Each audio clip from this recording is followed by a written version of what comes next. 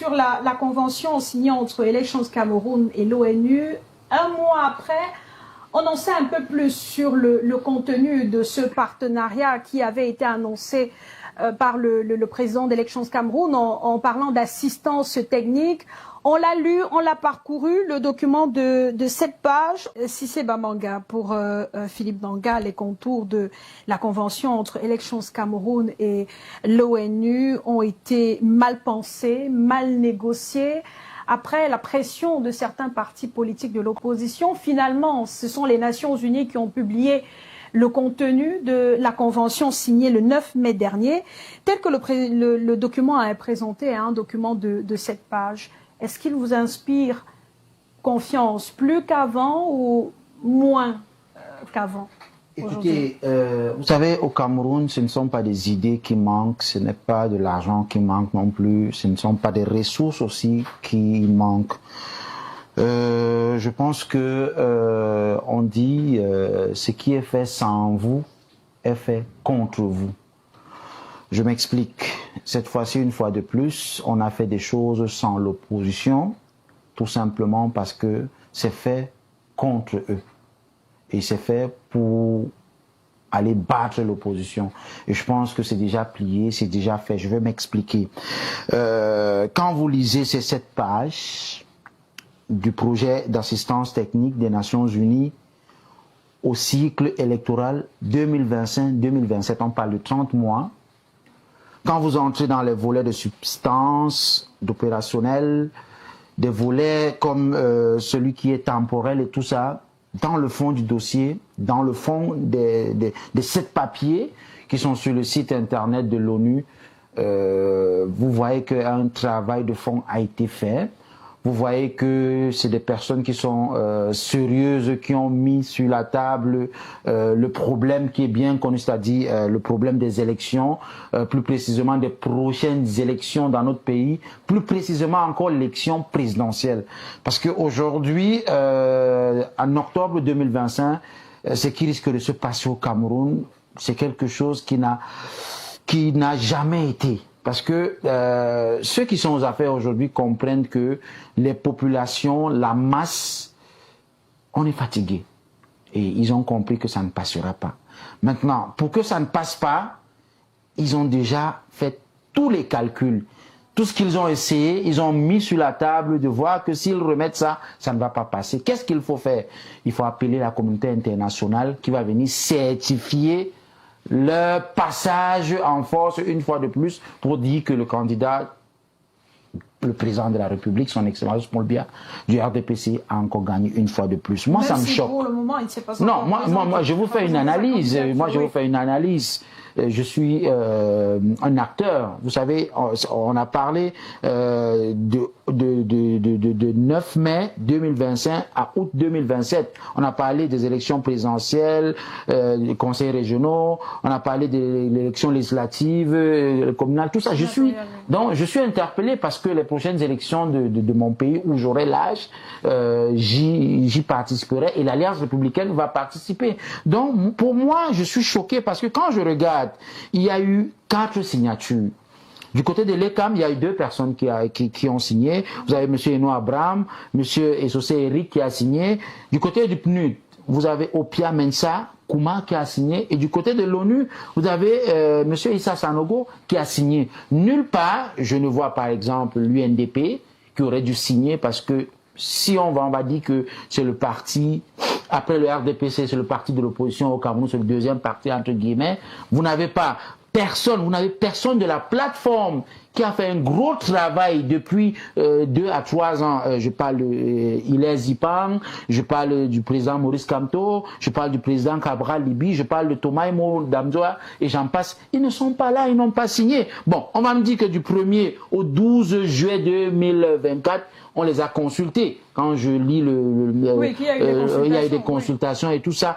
Mais après, si on t'a consulté et après on est venu signer et que tu n'es pas concerné, pour moi ça me choque, pour moi ça me dérange. Alors, d'où moi je vais le dire simplement, je pense une fois de plus que là, le RDPC est en train de s'arranger, ou alors l'appareil État est en train d'arranger pour que le président de la République, son Excellence Paul Biya, candidat RDPC, puisse passer tranquillement en 2025. Parce que si la communauté internationale n'est pas là, parce qu'on parle quand même du PNUD, de l'UNESCO, de UNFPA, de UN Women, du HCR, de OIM, il y a quand même un groupe d'associations bien connues, bien définies, qui a signé cette convention entre Elecam et eux. Et ça, c'est un gros problème pour moi, qu'on n'a pas quand même les acteurs majeurs concernés dans le processus qui ont aussi posé leur signature. Donc pour moi,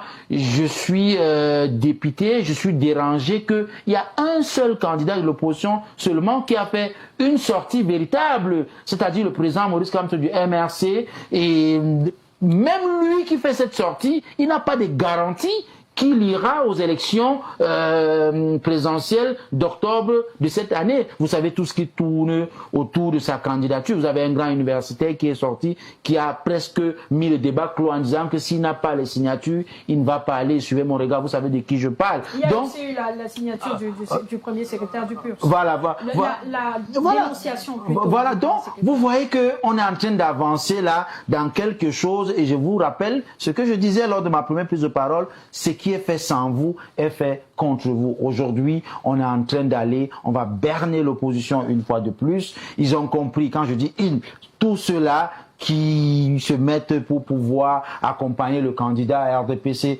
qui normalement, pour moi, lui, ses acolytes, ses affidés et les gens de sa génération doivent aller se reposer, tout simplement parce qu'ils nous ont déjà tout proposé, et à plus de 90 ans, vraiment, il faut aller se reposer. Mais ce n'est pas le cas. Ce que je dis ici, on attire l'attention des Camerounais qui nous regardent, on attire l'attention des acteurs politiques, on attire l'attention des journalistes et des médias comme vous qui font le veille et le réveil, c'est-à-dire il y a quelque chose qui vient de se passer là, malheureusement qui a été signé, mais qui est fait sans nous, et c'est dommage, on n'a que nos yeux pour pleurer. Je ne sais pas comment on va s'en sortir, mais je pense que si les opposants, si les leaders, à savoir mon président national de parti, à savoir le président Oshi, à savoir le président Kamto, à savoir le président Cabral Libi, à savoir le président Matomba, tous ceux-là qui sont intéressés à la construction du Cameroun de demain doivent se lever dès la fin de cette émission pour écrire et dire à ces gars qui se sont réunis comme ça, sans eux, que nous ne sommes pas d'accord, parce que sinon, ça va déclencher quelque chose. Vous savez, on a des petites expériences, hein. Je n'ai rien contre eux, mais comme la communauté internationale arrive quelque part, ça ne finit pas souvent très bien. Que Dieu nous protège. Roland Sapli, on a tous parcouru le document, la convention entre Elections Cameroun et l'ONU. Le président d'Elections Cameroun avait parlé d'assistance technique. En lisant le document, à quel niveau se trouve l'assistance technique dont parlait le président d'Elections Cameroun? Évidemment, on trouve très bien qu'il n'y a rien d'assistance technique dans le document que tout le monde a finalement découvert. Contrairement à ce que le directeur de l'élection, le président du conseil électoral le disait. Peut-être comme il y avait une pression à ce moment-là exactement pour demander la publication de ces documents, il fallait qu'il dise quelque chose pour justifier. Mais peut-être, je ne veux pas faire l'insulte de dire qu'il n'avait pas lu, mais là, quand on parcourt complètement le document, on se rend compte qu'il n'y a pas d'assistance technique là-dedans. Or, au moment où on faisait même des supputations, on a fait une émission ici sur ce sujet, et on se disait effectivement, en s'appuyant sur les dits du président du conseil électoral, que si effectivement c'était un appui technique, peut-être ça permettrait à l'ECAM de résoudre un certain nombre de problèmes qu'il semble poser jusqu'à présent en ne publiant pas la liste, par exemple en disant que sa machine a bugué, ainsi de suite. On se disait que si ça pouvait permettre que l'ECAM acquiert des nouvelles machines ou des nouveaux kits, peut-être ça allégerait un certain nombre de choses. Et au même moment, on se disait que les kits acquis, les 100 kits acquis, faisaient partie de la convention, pourraient faire partie de la convention. Sauf que là, dans la convention telle qu'elle est lue maintenant, on ne parle que de formation, de renforcement de capacités, du personnel de l'ECAM, de la société civile, des femmes, des personnes handicapées, des jeunes, des journalistes et autres. Et moi, il y a lieu de se poser la question, comment est-ce qu'on peut accorder 3 milliards de francs CFA seulement pour la formation ou bien des séminaires. C'est quand même gros ça. Pourtant, il y a des problèmes, je veux dire, concrets qui pouvaient être résolus. Déjà, même le timing de la signature de cette convention, ça nous pose problème jusqu'ici. Parce que si ELECAM avait écrit depuis 2024 pour dire que nous avons besoin d'une assistance, je crois que c'était à ce moment-là, effectivement, que l'ONU pouvait venir au secours. En aidant ELECAM à résoudre un certain nombre de problèmes d'inscription déjà. Philippe Nanga disait tout à l'heure que le premier point, ou bien le premier élément de fraude, c'est déjà l'inscription sur les listes électorales et cette liste électorale elle-même. Déjà, les Camerounais n'ont pas la possibilité de s'inscrire de manière aisée sur les listes électorales. Pourquoi? Parce que les bureaux d'ELECAM où on s'inscrit sont créés selon la loi dans chaque arrondissement. On en a 300 au Cameroun. Et vous convenez avec moi qu'un seul bureau d'ELECAM dans un arrondissement ne résout plus le problème de l'inscription sur les listes électorales. Au niveau de l'identification même, on a perçu ce problème. Au niveau de l'état civil, on a perçu ce problème. C'est pour ça que vous verrez qu'aujourd'hui, dans chaque arrondissement, en dehors de la mairie, qui est supposée être le centre principal d'état civil où on établit les actes d'état civil, on a créé des centres d'état civil partout. L'idée est de rapprocher ces centres des populations pour qu'ils puissent pouvoir établir leurs actes. Pourquoi est-ce que depuis 2024, si ELECAM avait pour souci d'apporter une certaine amélioration à cette affaire-là, ne se serait pas manifesté plutôt en proposant par exemple que s'il n'y a pas de moyens, nous mettons des moyens à votre disposition pour que vous démultipliez les lieux où on peut s'inscrire en ayant des bureaux par exemple dans ces centres d'état civil où on peut, en plus de faire des actes de mariage, de naissance et autres, si les gens veulent s'inscrire sur les listes électorales, ils peuvent également le faire. Et vous vous rappelez que le ministre de la décentralisation et du développement local a même, pour ce qui est de l'identification, demandé aux mairies de donner des bureaux dans leur mairie à la sûreté, à la police, pour les postes d'identification. Et ça, c'était justement pour résoudre ce problème d'éloignement. Et vous savez très bien que dans chaque arrondissement, il y a forcément 2 ou 3, pour ce qui est de la ville, par exemple, de Douala, 2 ou 3 postes de commissariat où il y a des postes d'identification. Mais jusque-là, on trouve que c'est petit. Donc, pour les inscriptions aussi, on aurait pu demander et avoir l'appui de l'ONU avec son agent, qu'il soit créé, par exemple, dans les bureaux des mairies aussi, des centres d'inscription d'enrôlement sur les listes électorales, dans les centres d'état civil, et ainsi de suite. Voilà le type d'appui qui aurait pu être fait depuis 2024 pour qu'on soit peut-être aujourd'hui plus ou moins certain de ce que cet appui de l'ONU aurait apporté quelque chose.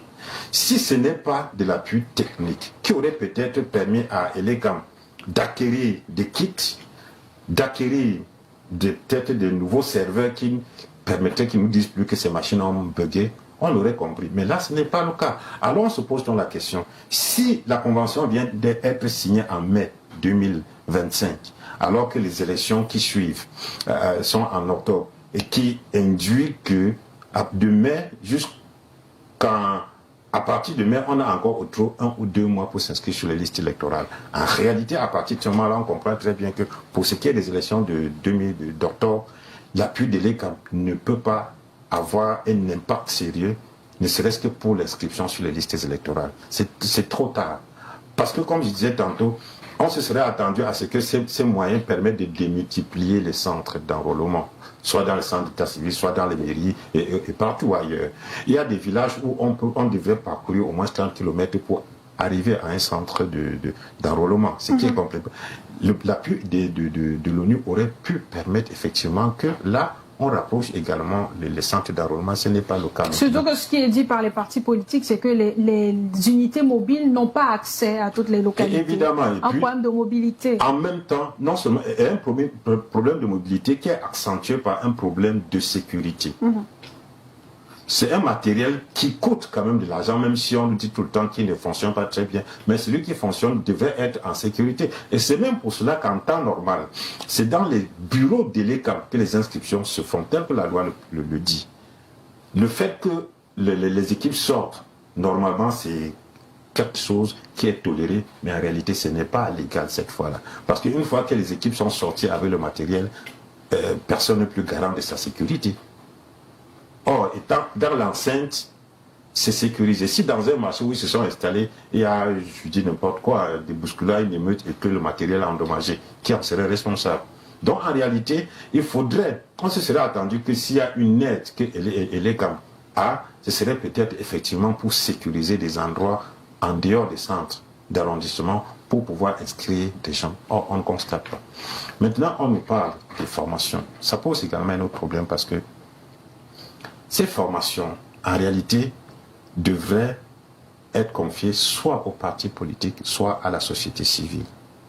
Parce que quand on confie les formations à ELECAM, justement, ce qui va se passer, c'est que ELECAM va identifier, par exemple, parmi les formateurs, quelques amis au ministère de l'administration territoriale, ou bien dans l'administration en général, qui viendront justement pour la formation, ne pas aller au fond pour ce qui est du personnel électoral, mais se limiter à dire ce que, le code électoral prévoit en omettant de relever les insuffisances qu'il y a là-dedans, parce que c'est pas leur... Ils n'ont pas intérêt à venir ouvrir les yeux complètement, puisqu'ils sont sortis de l'administration. Or, si c'était la société civile ou des partis politiques, ils seraient en mesure de faire venir des experts, même de l'extérieur, ou plutôt des gens qui sont opérationnels sur le terrain, les appeler pour venir former le personnel à la conduite du processus électoral et surtout aux problèmes qui sont posés là-dedans. L'autre chose qu'on se serait attendu à voir, c'est que, parce qu'effectivement, même si on pense que 3 milliards pour les séminaires, c'est beaucoup, et puis c'est de l'argent gaspillé, ça ne veut pas dire qu'il n'y a pas nécessité de formation. Parce qu'aujourd'hui, on a autour de 21 000 bureaux de vote au Cameroun. Et vous savez, pour une élection présidentielle, il y a ce qu'on appelle les commissions locales de vote. C'est-à-dire que ces 21 000 bureaux de vote doivent avoir autant de commissions locales qui sont à minima constituées d'au moins 4 personnes. À savoir, quelqu'un qui est le président de ce bureau de vote qui est un représentant de l'ECAM, il est désigné par l'ECAM. Il y a un représentant de l'administration qui est désigné par le sous-préfet. Et il y a un représentant... et puis le représentant des partis politiques en même temps. Donc, au moins, toutes ces personnes qui constituent la commission locale de vote devaient avoir une formation minimale. Et si pour chaque bureau, il en faut 3 fois 21 000, vous voyez qu'on est autour de 69 000 comme ça qu'il faudrait former. Et là, un appui pourrait aider pour la formation. Mais qui forme? La question reste posée. Qui devait former? C'est pas à l'ECAM qu'on devait confier ces formations-là. Donc, ça reste vraiment problématique l'utilité de l'utilisation de cet argent-là dans l'intervalle où nous sommes. En 2024, si on avait déjà eu ça, peut-être qu'on aurait fait des lobbying et obtenu que cet argent soit dispatché autant que faire se peut pour être le plus utile possible. Première chose. Deuxième chose, on aurait également fait des lobbying pour que cet argent serve à résoudre le problème que l'ECAM pose tout le temps, à savoir le problème des défaillances techniques de son matériel. Ça aurait été plus utile. Mais pour l'instant, tel que la Convention le dit, elle ne se limite qu'aux formations et ça pose un sérieux problème. Et surtout, comme Philippe Nangala a relevé tantôt, l'intervalle entre les différentes élections qui va avoir lieu maintenant, même si la Convention va jusqu'en 2026... 27, oui. Il reste que les élections, au pire des cas, dans ce pays vont s'arrêter, du moins pour cette vague-ci, vont s'arrêter en décembre 2025. Et donc, si il est question justement que ces élections soient conduites dans des meilleures conditions, si c'est le but de la Convention, on ne comprend pas pourquoi est-ce qu'on irait au-delà de 2025 en décembre. Parce que le mandat des conseillers municipaux, par exemple, a été prorogé de 16 mois jusqu'en mai 2025. Et la loi dit que ce mandat peut être prorogé pour 18 mois au trop, maximum. Ça veut dire que si, par extraordinaire, on devait encore proroger le mandat des conseillers municipaux, ce serait de 3 mois pour atteindre de 2 mois même, puisque c'est déjà prorogé pour 16 mois. 16. C'est pour 16 mois. Plus 3 mois. Plus 2, on est à 18. On serait à 18 qui est la limite. Et Dans ce cas, vous voyez qu'on est en décembre au maximum des cas. Donc, une fois que cette vague est finie, il faudrait qu'on fasse le point par rapport à ce que cette aile-là aurait fait.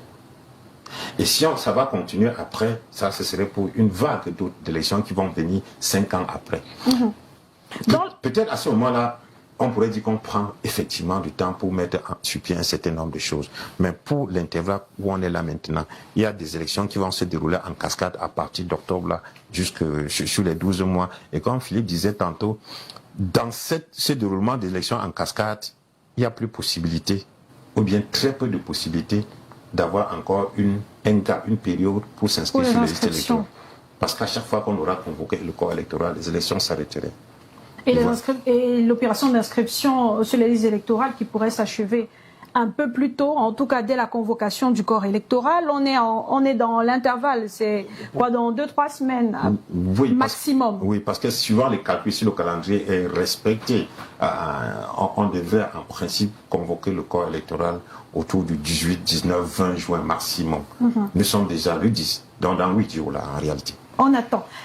Toujours dans la convention Cissé Bamanga, les Nations Unies prévoient de faire une sensibilisation sur le terrain, sensibiliser les jeunes, les femmes, les personnes handicapées, les couches vulnérables, les déplacés internes, aux inscriptions déjà sur les listes électorales, un travail que devrait faire Elections Cameroun, un travail que font déjà les partis politiques. Comment comprendre cela? Est-ce que les Nations Unies veulent se substituer en quelque sorte aux partis politiques en faisant finalement leur travail? Et si c'est le cas, que feront les partis politiques? Je pense que ce sont des cases qu'il fallait remplir et il fallait cocher pour dire des choses et ça a été dit. Moi, je vous ai dit que cette convention est problématique pour moi et je pense que je vais profiter une fois de plus de votre plateforme pour appeler ceux-là qui doivent se lever, c'est-à-dire les acteurs de ce processus, c'est-à-dire les présidents de partis politiques, pour dénoncer cette convention entre la communauté internationale et les camps. Parce Mais que on a vu les leaders de partis politiques de l'opposition notamment réagir. D'accord, on a commencé avec la réaction n'est venue que des Nations Unies, pas d'Elections Cameroun, puisque ce sont les Nations Unies qui publient Ce qui me dérange, moi, c'est que quand on vient parachever ou alors achever le travail et qu'il y a des signatures, il n'y a pas la signature des personnes concernées avec qui on a commencé à faire le travail. Je vous ai parlé tout à l'heure de la plateforme. Rappelez-vous, c'est ici sur ce plateau où je vous ai dit que la présidente de l'UDC, Thomas Emo Damdio, a interpellé le chef de l'État. C'était l'année passée, je pense, au 20 mai, pour dire au chef de l'État que... la cérémonie de présentation de vœux. C'était le 20 mai, je pense. C'était à la cérémonie de présentation de vœux en début d'année. Je me rappelle plus trop, mais c'était l'année passée, je pense. C'était pas cette année, c'était le 31 décembre ou alors le 20 mai de l'année passée. Bon, quoique. Donc, elle avait interpellé le chef de l'État et dit au chef de l'État qu'il y a eu une séance de travail qu'on a fait et puis on a déposé une copie et on a eu même l'accusé de réception au niveau de votre secrétariat général. Et comme en tant que vieux singe, le chef de l'État a dit qu'il n'était pas au courant. Ils sont retournés, quand je dis ils, je parle de tout le groupe de la plateforme avec Hilaire Zipan, avec le président Kamto, avec Cabral, Joshua Oshi et Thomas Mondamdua elle-même et d'autres.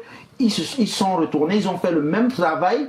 Ils ont revu même certaines copies encore et ils ont renvoyé, on les a pas répondu. Pour moi, je pense que c'est un gros foutage de gueule. On aurait dû leur répondre, on aurait dû leur faire lire cette convention, que qu'est-ce que vous en pensez? Et je suis sûr que les gars, je suis sûr que les personnes, ils allaient intervenir, ils allaient dire que voilà, sur ce point, parce que là, tout est bouclé.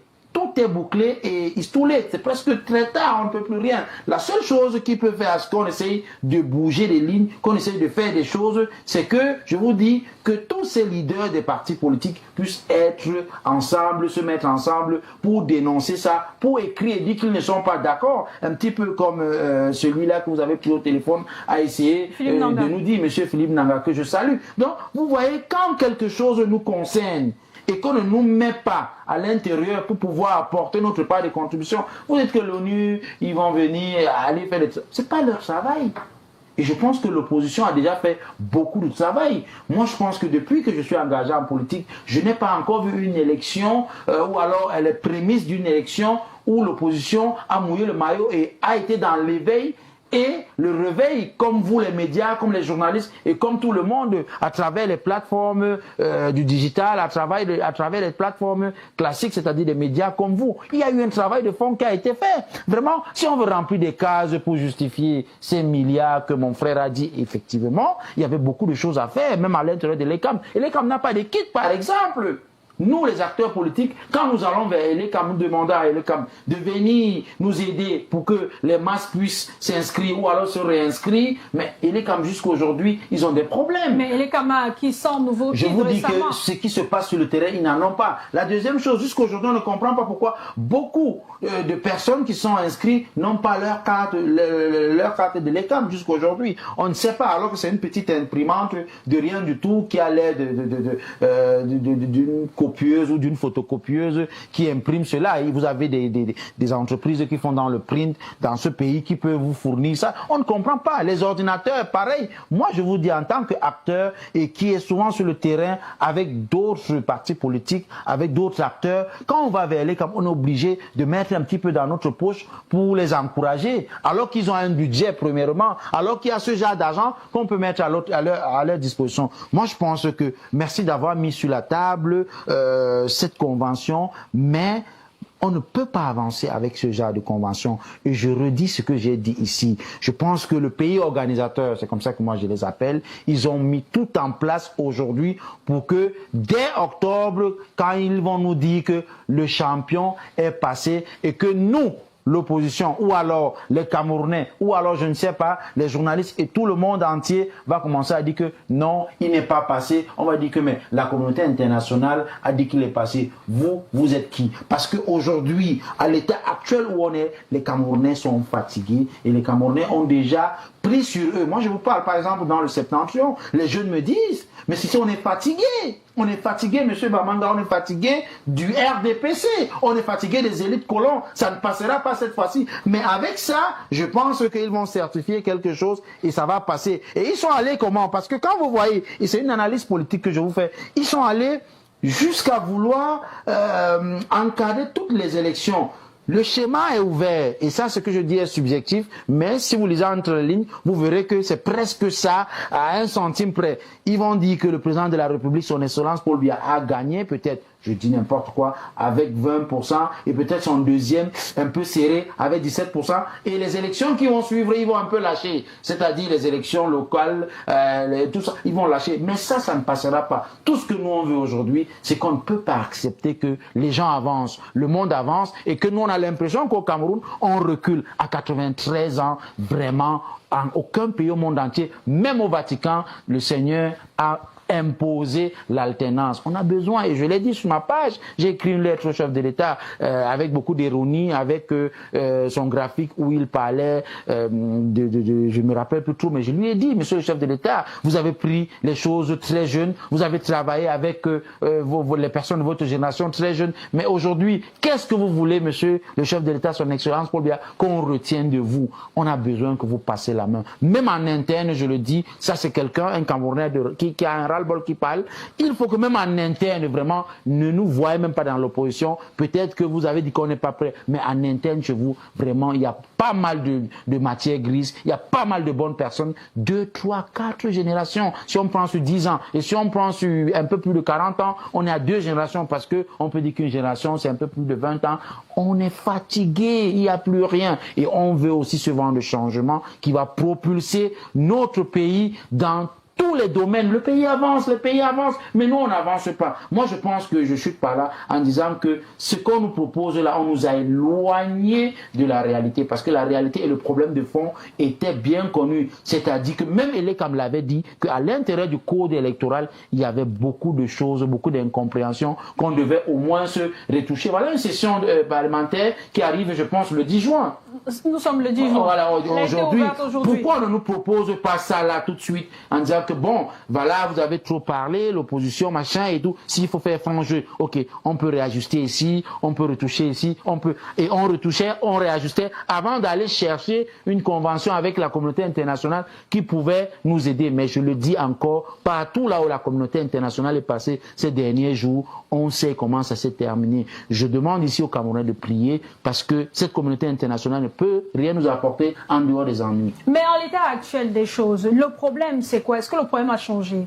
Est-ce que le problème, comme au départ, c'est le fait que Elections Cameroun ait accepté l'aide internationale ou aujourd'hui ce sont les contours de cette aide-là?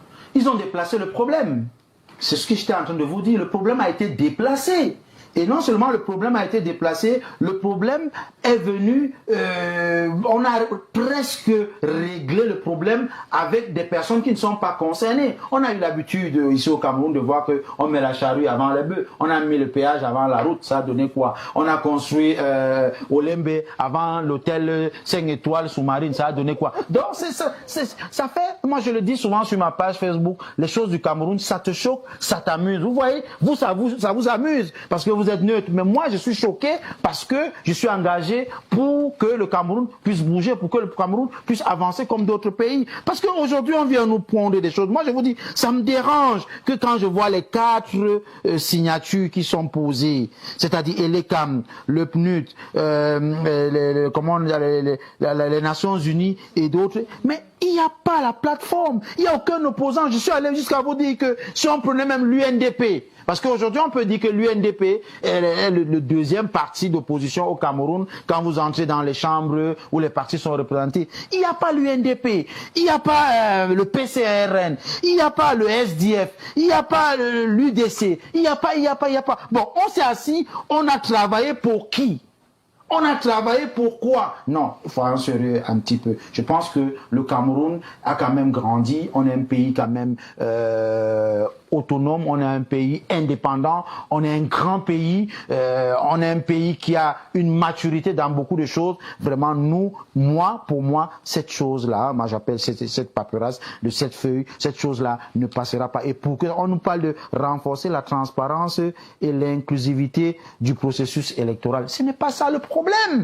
Le problème de fond, ce n'est pas ça. Le document est à l'image des besoins. Le problème de fond, M. Hilaire Zipan l'a dit plusieurs fois. Le problème de fond, Thomas Mondamjo l'a dit, Madame la Présidente l'a dit plusieurs fois. Le problème, le président Cabral Libi l'a défini, l'a stabilisé plusieurs fois. Pourquoi ils veulent dévier le problème? Tout simplement parce qu'ils sont en train de s'arranger comme ils peuvent. Vous voyez, en interne, ils ont vu que ça ne va pas passer. Ils sont allés chercher la validation internationale pour qu'on puisse dire que Paul Biya Ayop encore en octobre 2025. Et voilà pourquoi j'avais tenu un discours ici. Les personnes qui nous écoutent ont semblé dire que moi je ne veux pas le changement. Moi je l'ai dit, en ce moment, ça va être extrêmement difficile de battre le candidat DPC parce qu'il a tout mis en place pour avancer. Tout simplement, moi, ce que j'implore, et je l'ai dit quand je suis allé lors du 20 mai, je l'ai dit à la présidente de la République, j'ai eu la chance de parler 13 minutes au micro de PRC TV. Oui, je l'ai dit, monsieur le chef de l'État, son excellence Paul Biya,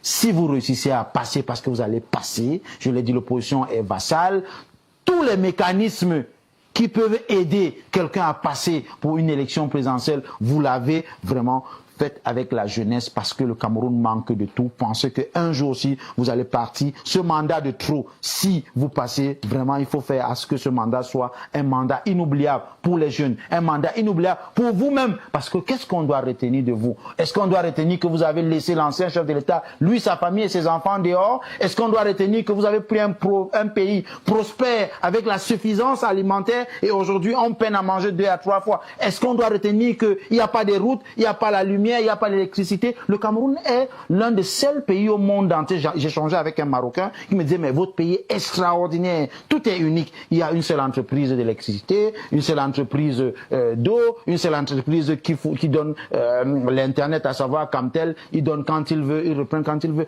Alors que le monde est ouvert, nous, on a l'impression qu'on est fermé. C'est dommage, on pleure, mais on a la chance qu'on a des médias comme Balafon qui peuvent mettre sur la table des bons sujets comme ça. Et comme Balafon est suivi, comme là derrière vous, il y a la présidence de la République, je suis sûr, le chef de l'État nous regarde. Monsieur le président de la République, bonsoir. Faites quelque chose pour la jeunesse, pour le Cameroun, pour qu'on puisse retenir de vous quelque chose de grand quand vous allez sortir. Et voilà, il nous reste 2 minutes pour sortir de l'émission. Maintenant qu'au milieu, la neutralité d'Elections Cameroun est remise en doute, on s'attendait à ce que la convention vienne un peu calmer les craintes, les tensions. Est-ce au niveau de Elecam, il y a quelque chose à faire ou bien il y a des décisions à prendre, des positions à prendre pour apaiser un peu peut-être les tensions ou rassurer déjà à la fois les électeurs et les leaders de l'opposition à l'heure actuelle? Disons qu'il n'est jamais trop tard pour bien faire, pour mieux faire, pour parfaire ce qu'on a fait. Mais déjà, avant d'avancer, je vais répondre à une question que Maman a posée tout à l'heure. Pourquoi est-ce qu'on ne modifierait pas la loi, comme l'Assemblée nationale en session maintenant? Cela interdit malheureusement. En année électorale, il n'est pas admis que la loi électorale soit justement modifiée. Parce que sinon, ça donnerait lieu à tous les tripatouillages, c'est-à-dire qu'à 2 jours de l'élection, on pouvait modifier pour dire que bon, ok, maintenant, voici ce qui va se passer. Non, ce n'est pas admis.